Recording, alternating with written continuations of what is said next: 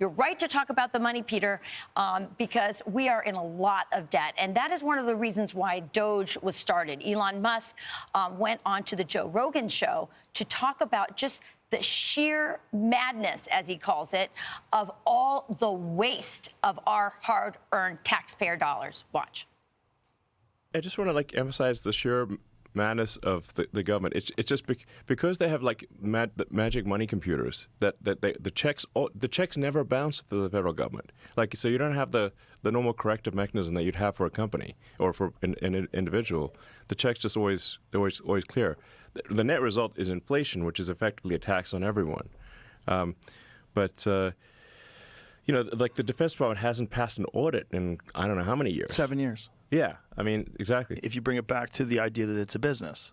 Well, yeah. This would never be tolerated in any kind of functional business. Exactly. So, the Pentagon will their accounting error, the stuff that they lose in the couch cushions is like $20–30 billion a year. They just don't know where it went. It's gone. Where'd it go? And it's gone.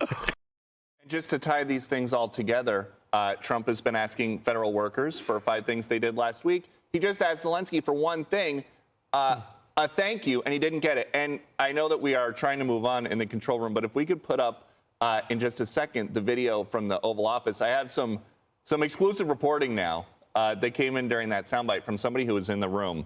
And we're hearing that the thing that really set the vice president off was 30 minutes of head-shaking, smirking, and eye-rolling from Zelenskyy. The president couldn't see it when he was addressing the price, but we all, the rest of the top staffers, saw it. It was the body language as much as anything. And so it did really go off the rails there in the bite that we've all seen, but it sounds like it was the ball started rolling down the hill way sooner. It proves that politics, Charlie, and Peter, it's relational. Yeah. It's relational. And this guy just had very low social IQ going into there. He still thought he was talking to Grandpa Joe. Yeah.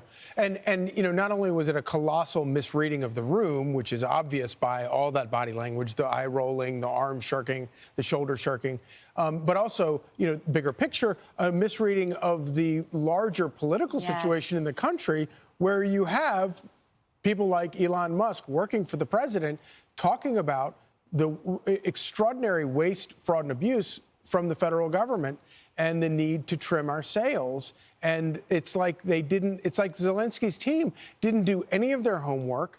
And I wonder how many of these officials, American officials, members of Congress, that Zelenskyy talked to before going into the Oval Office, what did they say? How badly did they misprepare him for walking into that meeting? It's such a great point. But also, Zelenskyy himself said that he got so many billions of dollars. I think we've spent like $175 billion on this.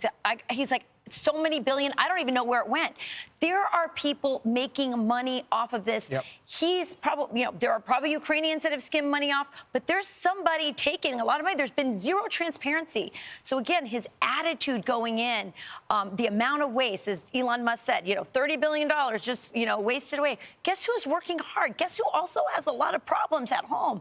We do. We have people struggling here.